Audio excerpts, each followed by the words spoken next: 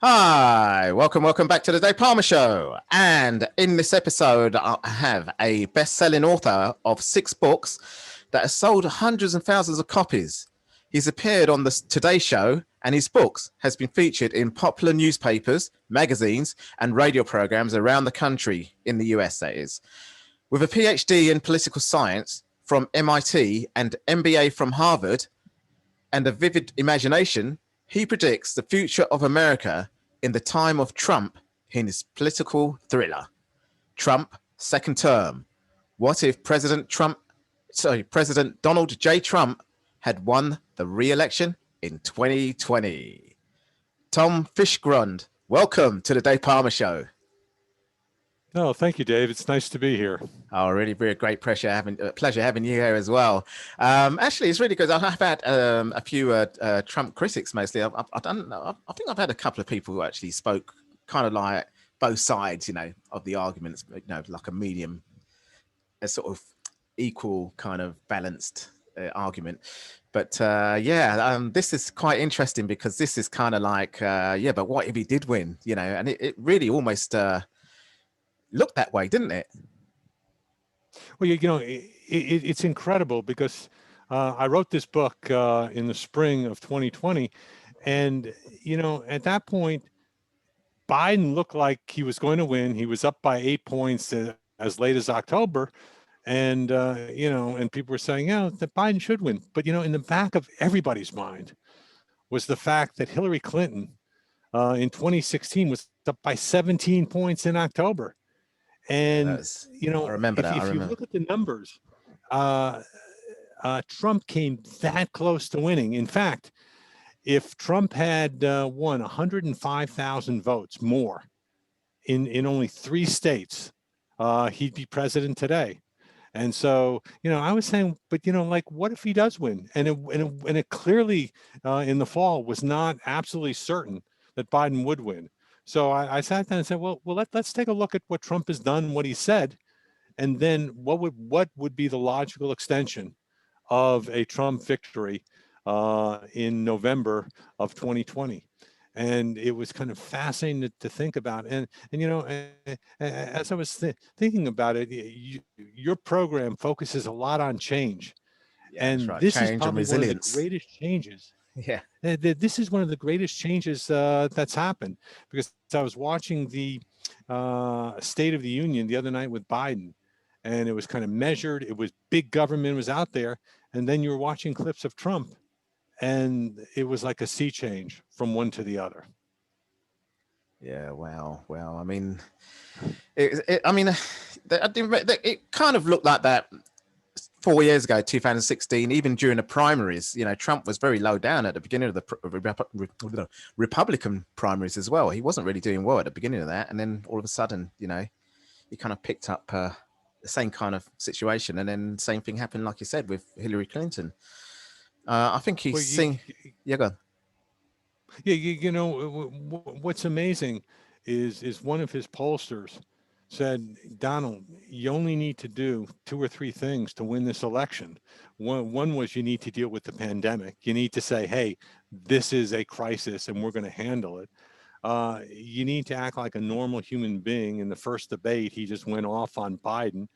And you need to deal with some of the issues. And if he had only done a couple things, I'm not talking about he needs to change his personality, nothing. But if he had just recognized the pandemic, and if he had, and the other thing was about the voting, if he had not discouraged his base from voting by mail, we'd be talking about Donald Trump's second term. And really, you think that? Oh, absolutely. And that's what my book is about. I mean, think about it. He lost Michigan by 80,000 votes, and he lost Georgia and Arizona by 10 and 12,000 votes. That's 105,000 votes. It is so close. I think it was decided in Pennsylvania, though, wasn't it? Or Philadelphia. I can't remember.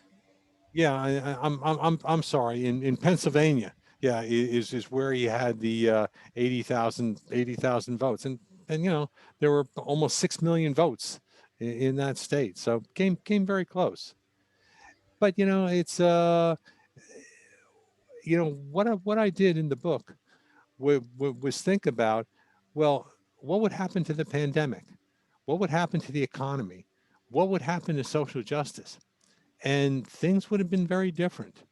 Because, for example, on the pandemic, when Trump was in office at the end of 2020, he said, we're going to vaccinate 20 million people.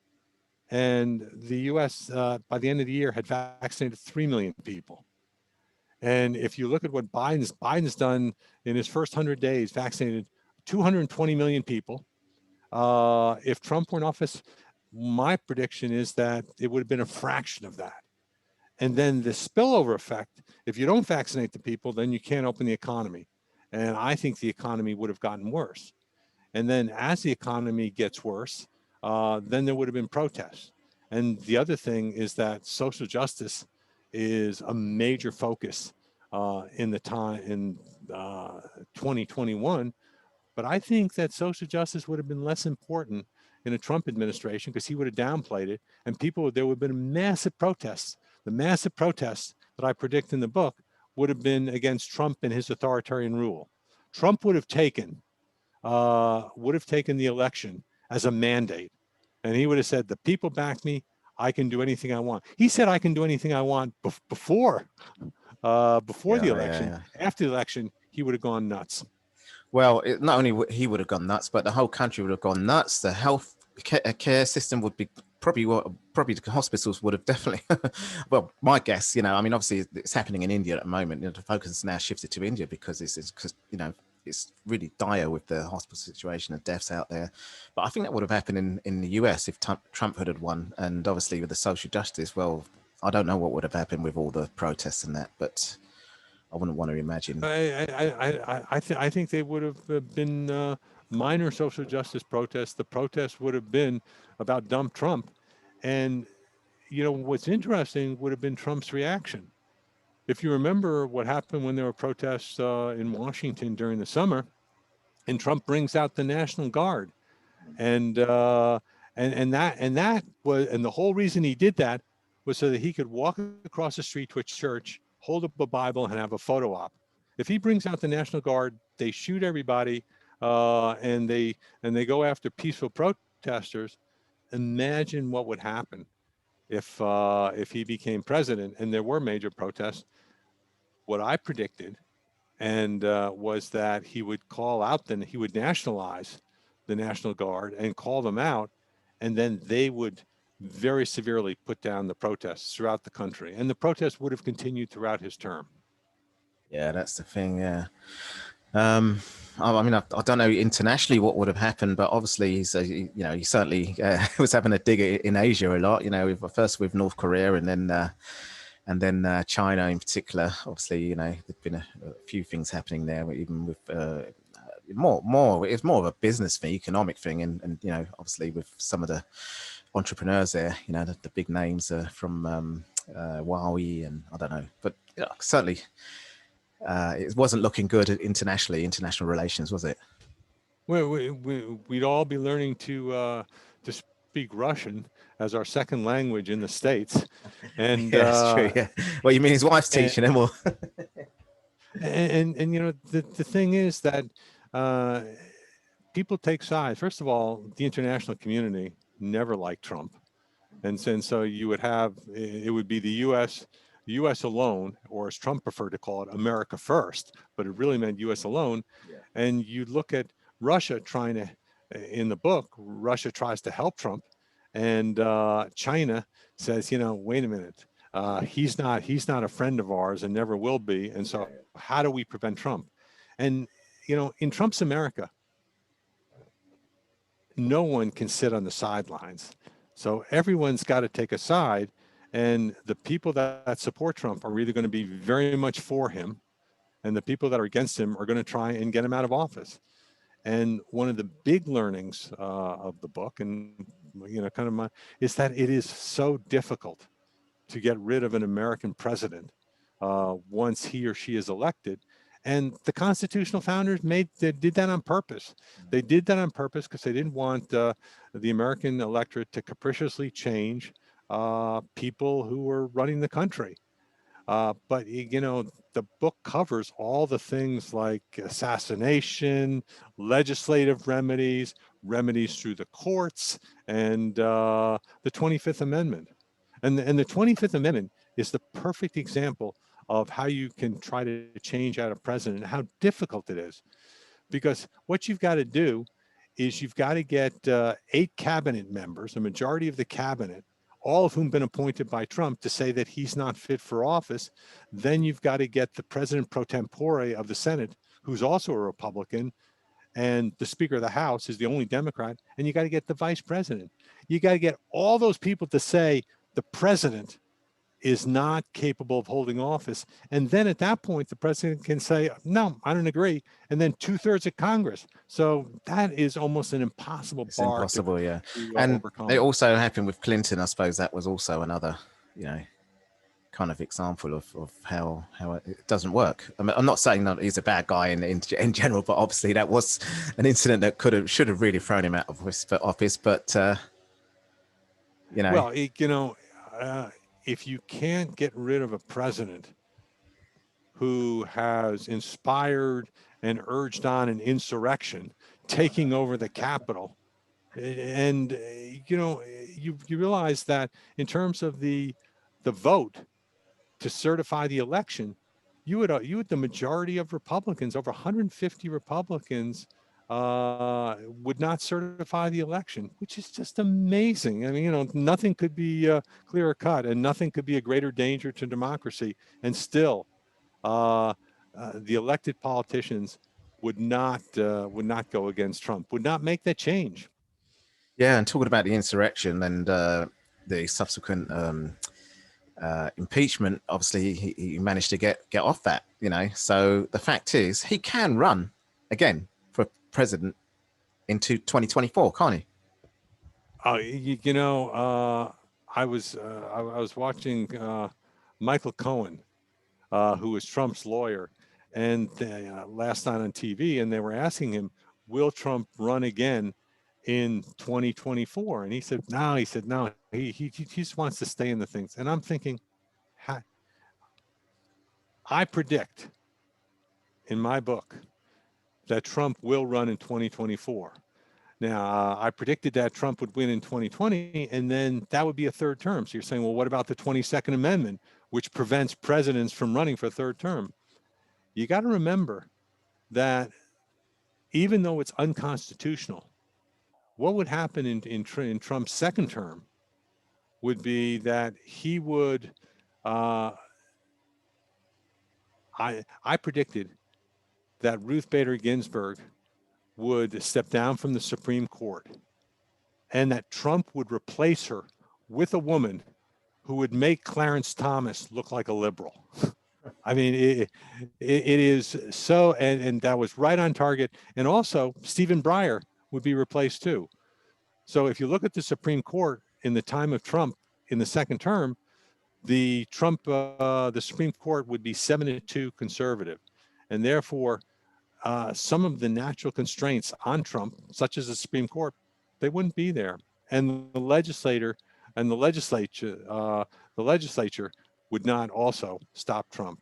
So it would be I think he will run again in 2024. There's nothing to stop him, and the Republicans like Kevin McCarthy are only going down to Florida to bow at his feet, and I'm thinking that's incredible. And Liz Cheney, who the congresswoman from Wyoming who opposed Trump, Trump's going to go out and try and defeat her.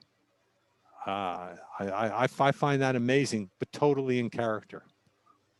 Well, that would be an amazing thing. And yeah, I think that's Trump's character, and I think you're right. That's really the way he's been behaving since he first said, yeah, I'm gonna go for president. He did it a long time ago, about 20, 30 years ago. He said, yeah, maybe I might run for president, but when he was serious about it, he really was going for it, and I don't think he wants to stop, does he? Well, he's a megalomaniac, and he lies, but I think he truly believes it. I saw an interesting stat the other day that in the first 100 days, like they do fact checking, and they said, Biden had told 70 statements that weren't true. During Trump's first 100 days, it was over 500 and thousands during his term. So, uh, he's lying, but also I think he believes it. I think everything he says, and the whole election fiasco about there were 60 court cases and the Trump team contesting the 2020 election, and the Trump team won only one. Whether observers could be 5 feet or 20 feet back, that was the only court case. Everything else in and Republican court system went for the Democrats. So this is it would have been a fascinating time, and there would have been so many protests and so many people trying to get rid of him during his second term. Yeah, wow. Well, that would be a very interesting thing if we see that happening. What's been going on with him at the moment then? I mean, it has been very quiet, and obviously Biden isn't as vocal. Well, obviously he did that big speech the other day in Congress, but other than that, he's not as vocal as Donald Trump from day one. He said, right, the first thing I'm going to do is executive, from day one, and really went out and speaking everywhere and with all his whatever he was saying. But he's gone quiet, hasn't he now? Well, the interesting thing is in this day and age, people communicate over the internet.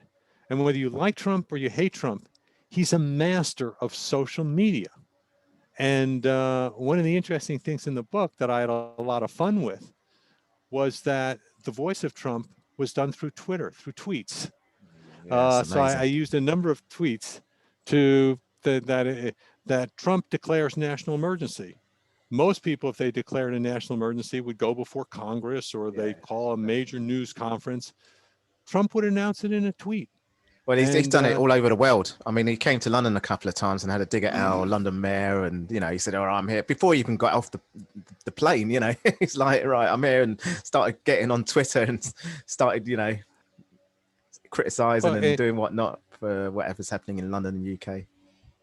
And the funny thing was that as I wrote up the tweets for the book, I had some friends proofing, and they said, "Wait a minute, Tom, you did this wrong. You've got misspellings, you've got poor grammar, you've got things bolded that shouldn't be bolded." He said, you need to correct that. And I said, no, that is how Trump communicates.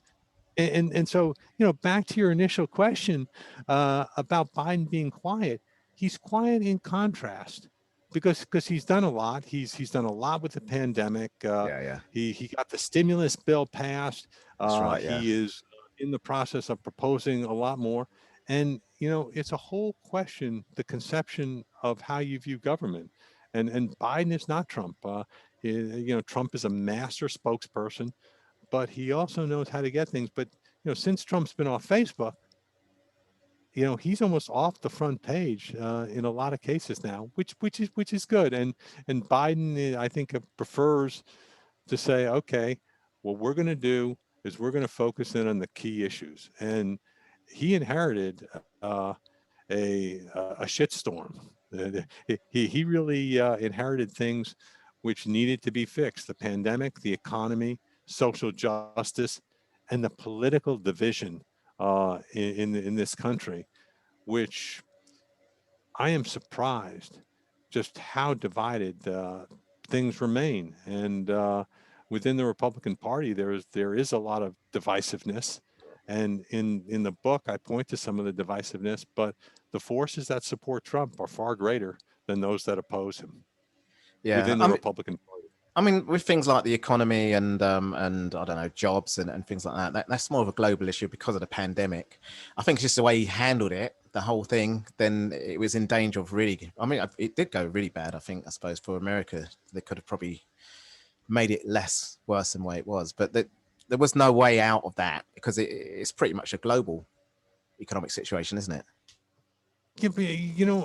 It's not the fact that he was dealt a bad set of cards, because he would argue that until the pandemic happened, The economy was, the stock market was at an all-time high. Unemployment for blacks was at an all-time low. Things were going, there was a major tax cut, and that was the argument. But the fact is that as president, you have to deal with these major crises, and he downplayed it and almost ignored it.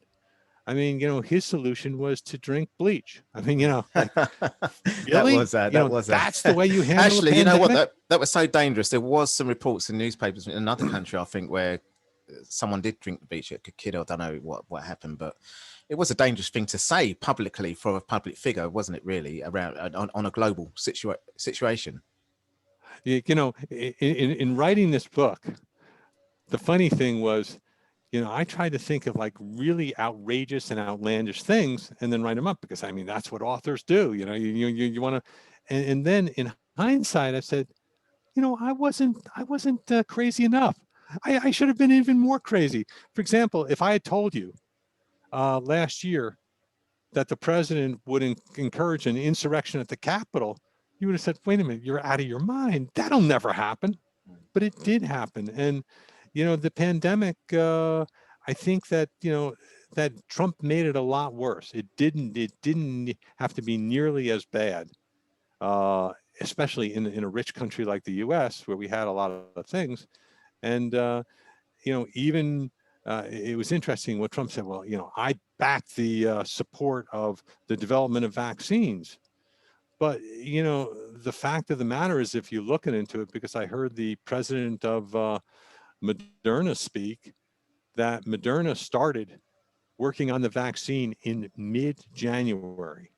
They had the moment they heard the Chinese were there was a virus in China. Moderna got together their forces that we're going to work on this. In February, mid-February, they had developed a vaccine. By mid-March, they had trials going on, and in mid-May, Trump began Operation Warp Speed. The timeline This is in 2020. that in 2020, the Yeah. timeline just indicates that Trump did help finance it, but he was not nearly as indispensable. The vaccine would have been developed regardless, because Moderna, had their vaccine developed before, had it developed and in trial before Operation Warp Speed. Yeah. Well, we had a chat earlier, and you mentioned that you wrote this. You actually wrote this book before the actual elections was decided. So how did that work? That you wrote a book about what if Trump won when he wasn't even decided yet? Well,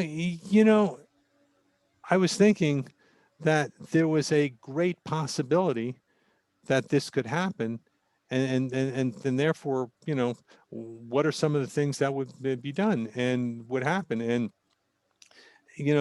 one of the things is that the Chinese who hate Trump, they would say, well, how do we prevent this guy from being elected?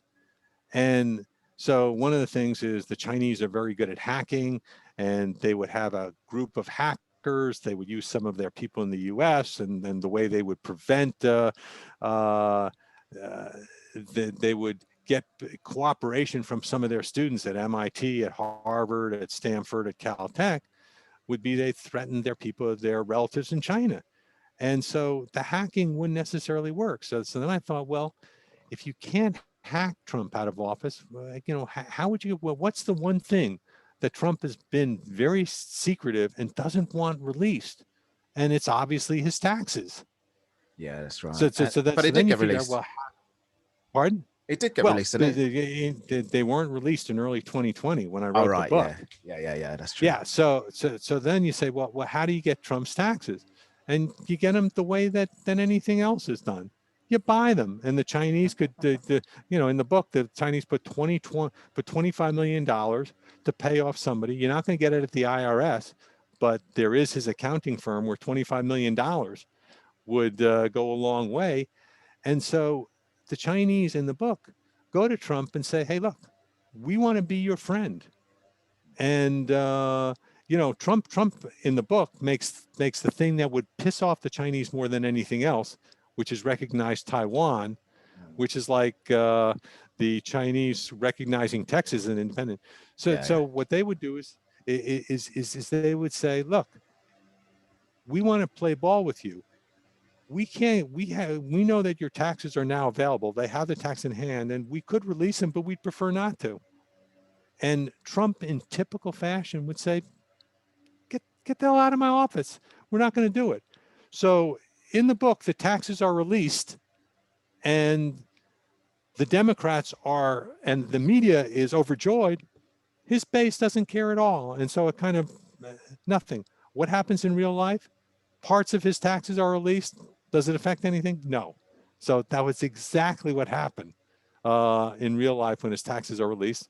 That's exactly what happens in the book. yeah. Wow. Well, I mean, I did read the Amazon free pages, look inside. So it started off with the inauguration, Trump's first day in his second term, getting ready at the inauguration. And how does the book describe his second term from there? Because in a nutshell, obviously, because you want people to buy the book. Sure, sure. In a nutshell, at his inauguration, Trump says, this is the greatest. Uh, we did the greatest things of any president. Compares himself frequently to Lincoln, and we're just going to continue it. In the second term, Trump will be convinced that he needs to continue with his America First agenda. So he would continue to ignore the pandemic. The economy would go into the toilet.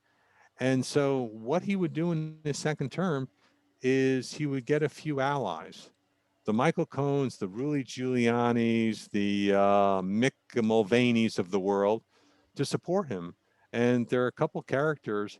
There's uh, a religious evangelist, Gabriel Hightower, who becomes the president's preacher. And he becomes the president's preacher because he's got an evangelical congregation in Texas that he wants to grow, and he can personally aggrandize him. So he becomes a big supporter of Trump. And there's a black congressman from Georgia, Abraham Lincoln Jones, who's plays football for the University of Georgia, is the military, and he supports Trump. But over time, what happens is, as Trump does things, people have to make decisions and they have to make moral judgments. Do I follow my conscience or do I follow my job? And that's kind of the dilemma that a lot of characters in the book. So you asked, what would happen in Trump's second term? The pandemic would not be nearly as under control as it is now. The economy, because the U.S. couldn't open, would continue to decline, and this would happen for a long time in Trump's second term. He would continue to fight globally, and so that's what Trump would do. What would the people do? Well, the people would they would start to protest, and the protest would begin at the inauguration, which in the time of Trump, there would be a protest, but it would be very far from the inauguration, and it would be clamped down by the National Guard. So, you would get Trump would look at the protests, declare it even though they're legitimate, even though they're nonviolent, would declare it a threat to democracy, and therefore, I predict would have declared a state of emergency. And from a state of emergency, you call up the National Guard, and anytime there's a protest, you send troops in, and you send them in very heavily. Uh, Without giving away too much of the book, declaring martial law and suspending habeas corpus, the right to a fair and speedy trial, those would all be under threats. So that's what Trump would do. And then you get the thing of how would the people react? And there is a large group of people that would say, how do we get rid of him? Mitt Romney would say, well, we need to curtail we need to use the legislative power to curtail the president's power. You'd get the bureaucracy. that would start to do what they do best and slow things down. And when there's an order coming down from the president, they would say, well, we need to think about it. We need to, et cetera, et cetera. And the president would get rid of people. And, there's a great character in the book who's the inspector general of the Justice Department. And the inspector general of the Justice Department, people come to him and say, look, the president is favoring his own people. There's a lot of corruption. You need to investigate it. And the inspector general, thinking, if I investigate it, the president potentially will get rid of me. And not potentially, he will get rid of me. So then what good am I? And if I don't investigate, I'm not doing my job. So those are the kinds of things that, people are, do I want my job, or do I want to, kind of do what's right? And, Yeah. and one of the things is I follow this through ordinary citizens. And there's an ordinary citizen, John Gillespie, who is in Atlanta and who is for the president. And his wife and kids hate the president, but he supports him. He's making 200 grand a year. He lives in a nice head in a wealthy suburb of Atlanta. And when people say, well, the president, is making all these crazy statements and he's against immigration, he goes, yeah, but his bark is worse than the bite. And then he goes in through a metamorphosis. And the metamorphosis happens because what happens to all people. He's very pro-president while he's living at the high life and he's got a great job. And then as the economy goes down, he loses his job. That's, it's Stalin used to say that if 1 million people die, it's a statistic. If one person dies, it's a tragedy. Well, I can see you got help there. Yeah. So yeah, it's my daughter. She's getting ready for me to play with her in about 10 minutes. So yeah. Well, yeah. But all I'm saying is that, as the guy loses his job, and then as the president goes after all the immigrants, he's going to deport 11 million immigrants. It didn't affect him until till his cleaning lady is arrested under the deportation. But the final straw, and it's very appropriate that your daughter shows up, the final straw that causes this normal citizen to become very anti-Trump is he's at a rally with his wife and his kids get picked up and jailed, and they're put in detention, and there's no trial, and they're not going to be released. Then when the president affects your kids, then that's when he becomes very anti-Trump. Yeah, and he did do some really nasty stuff with immigrant children as well, and we don't even want to go back to that. But let's put a question to you. Do you think that if it wasn't for the coronavirus, and I'm not going to bring up the protest because that could have happened at any time, that video could have been shown at a different president, or that's a different kind of situation, but with the coronavirus, that's global, it caused economic job losses, etc., the health situation. If it wasn't for that, do you think he would have won? I hate to say it, but absolutely, because things, it's all in the eye of the beholder. There are a lot of people that said the tax cut was great. 83% of the tax cut went to the rich. But his supporters said, yeah, things are going great. And the coronavirus turned an economy that was working well into the largest job losses, rivaling the Depression. And it also strained the health system. So, I think without that, and what I find amazing, to two things I find amazing is that even with the pandemic, if Trump had not railed on Biden, and if Trump had just come out and said, hey, you need to wear a mask and you need to get vaccinated and we're going to do something, he still could have become president. And the other thing that just blows my mind is that you've got you've got people like John Boehner, who was Speaker of the House, and you've got Mick Mulvaney, and both of them are highly critical of Trump after the insurrection because they said Trump did cause it, and despite everything that Trump did, and despite how critical John Boehner is, they said, "Who did you vote for in 2020?" And he goes, "Trump." And then they asked Mick Mulvaney, who was Trump's chief of staff, who said, yeah, Trump was really responsible for people storming the Capitol, beating up policemen, sitting in Pelosi's chair, and trying to disrupt the constitutional mandate of the American Congress. They said, who would you vote for in 2024? And Mulvaney says, Trump. Well, yeah. How could that happen? Well, because obviously the system said Trump wasn't responsible for it. When he was impeached, it turned out he wasn't. So it's going to get in people's minds, okay, that's it then. Trump's fine. To the people that supported for him, that is. But what's interesting is Mick Mulvaney, despite recognizing that Trump did cause the insurrection and was directly responsible for it, still, in spite of that, still said he'd vote for Trump in 2024.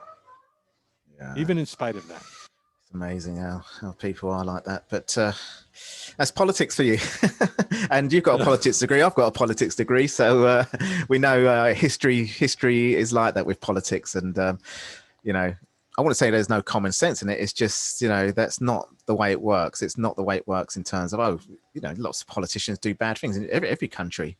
And they're still dictators. They still carry on. It's just the way it goes, isn't it?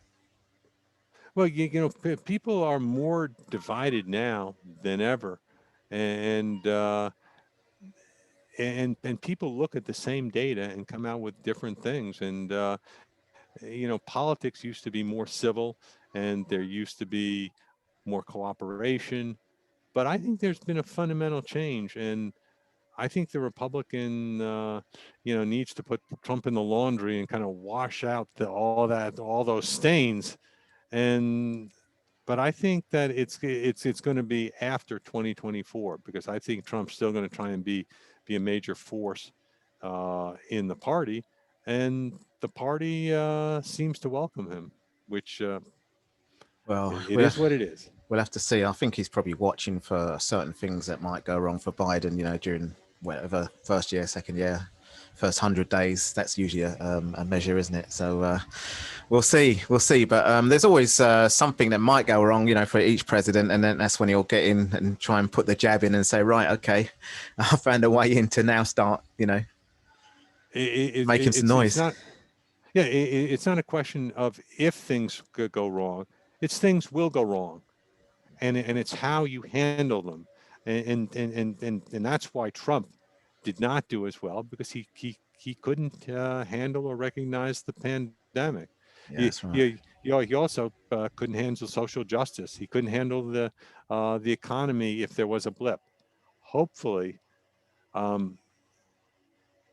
Biden, with his belief in big government, because I heard a Republican speak the other day, Jamie Dimon, who is a Republican, kind of a moderate person, was saying that with all the money flowing through the economy is going to do well, and the market will probably, even though the market's already factored in, will probably do pretty well. But I think that's going to insulate Biden a little bit. Biden's still got major issues around immigration, still got major issues around social justice, but so far he's made inroads. And the big thing, number one on people's minds coming into the election, and last year and even this year, was the pandemic. And Biden has handled the coronavirus well. Everybody, 60% of the people or more, 68% of the people give Biden high marks for that. Certainly, because the reason why is because the new variants were even more potent, that a second wave literally like in Europe. UK is doing well as well, actually, but it's because they got the vaccination program to try and beat it. But we had a new variant issue, around Christmas as well. And UK shut down, worse than any other countries at that time. But Biden's done well because that new variant was more potent and spreading more quickly, and it is, in most countries still now. And the US has handled that pretty well. And I don't think Donald Trump would have handled that well because it's worse than the first time. Donald Trump downplayed the pandemic throughout, and there's no reason to believe that in his second term he would have handled it any differently. Biden, on the other hand, made it his top priority.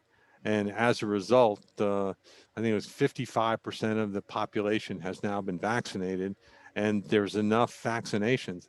And in fact, the major problem now is to convince, especially Republican men, that, it's not about you. It's about for the good of the country. And for the good of the country, people need to get their vaccinations. And when I listen to people saying, well, I'm not going to get the J&J because, 8 people got sick, had blood clots. And I'm thinking, 8 people out of 8 million? Really? Really? Yeah. Eight people out of 8 million? That's a very serious number. You got to do something about it. No, I'm just kidding. Yeah. Just kidding. Well, I think he's got the social justice area. He really wants to get that addressed, and it's going the right way now. With people I'm speaking to, the black community as well, saying, well, I think we're going to start seeing something happening. That's good. The coronavirus is going the right. It's going the right way. Yeah, it's just the economy now. It's the economy now. That's the main thing. Well, I think the pandemic, I think it's good. I think the economy is good. I think social justice is going to be very tough. Yeah, really. And I think I think it's going to be tough because it's society. You've still got a society. Societies don't change overnight. That's right. And there are still a lot of issues around the police, and systems and institutions don't change either, because that's nothing to do with one president, is it really? Well, and also you can't give somebody like 1 or 2 vaccines and therefore you're immunized against the problems and the ills. Yeah, that's more of an intrinsic, more of something that's internal to the country. And I think that's going to take a while to do. And, one of the things is they were saying that Biden has tried to make more change than any other presidents since Lyndon Johnson and FDR. The difference between those 3 presidents is that both Johnson and FDR enjoyed. You mean Roosevelt? They enjoyed congressional majorities. Biden's got a razor thin. Oh, right. I see. I didn't know that. Okay. Yeah. Well, that's interesting. Yeah. So he's got his work cut out in the same way that Obama did. He actually had a, kind of challenge there as well with Congress, didn't he? So. Well, he did. And the lesson of Obama for Biden is that, anything you want to get done, you got to get done in your first term, because, the party out of office generally wins in some of the off terms in the next election. So, Biden's trying to get as much done now as he can. But I think he's made a good start. The other problem that's going to be intransigent is the immigration, because 23,000 kids at the border. The system was not designed for that, and it's coming off a system that was dismantled under the previous president. So that's another problem. There are still major issues that he's got to deal with. But hey, you get the pandemic under control, you get the economy open and moving, and then you can deal with some of those other problems. Well, you deal with them at the same time. Not saying wait, but I think that will enable the Biden administration to focus more on those problems with the pandemic more under control. Yeah. I mean, most presidents would say, "Oh, what work we've got to be done here?" I think Trump didn't think that. He had his own agenda and really wanted to go out with a kind of gigantic rocket. What do you call it? The wrecking ball, and wreck the system to the way he wants it. He didn't really care. I've got a lot of conservative friends, and as I talk with my friends, I say this is the difference. In one day in October, this is what Trump focused in on. One day in October, mind you, was first of all, Trump praised QAnon supporters, said that he appreciates their support and that they like me very much. So that was one thing, praising white supremacists. Second thing was he wanted to swap Puerto Rico for Greenland. You go, what? Wanted to swap. And then the third thing is they said to him, on the basis of democracy, will you accept the results of the election if you lose? And he couldn't answer that. And I'm saying this is one day, that would be enough problems and enough, misstatements for any president for a 4-year term. That was one day in the life of Trump. Yeah. Wow. Well, we'll wait and see, and then see what happens, and if he really will try and go for 2024. But it has been interesting. It was interesting times while he was there, and certainly in the past year or so. But thanks a lot anyway for coming on the show. How do people get hold of your book? What if President Trump had won the re-election? Yeah, go on Amazon. Trump's second term by Tom Fischgrund. What if President Donald J. Trump had won re-election in 2020? And I think the book is even more relevant now than it was before the election. Before the election, it was, what would happen. Now, given what Trump is saying and doing, I think he's definitely going to run in 2024, and read what happens in the book when he does. Yeah, that'll be interesting, right? Let's wait for people to buy the book and read it. We've also got a website for you, www.neverendingtrump.com, so they can go to there as well. Absolutely, and that'll redirect you. Book sold on Amazon, very easy to get. It's available in both Kindle versions and paperback. Excellent. Well, Tom, it's been a great pleasure speaking about this with you on the show today. I actually didn't cover this and I've actually at various stages of Trump's journey did have a few speakers on my show. But thanks very much for coming on the show and covering this stage, which obviously is quite relevant, as you say, right now. Thanks a lot for coming on the show. Well, thanks very much, Dave. I enjoyed it.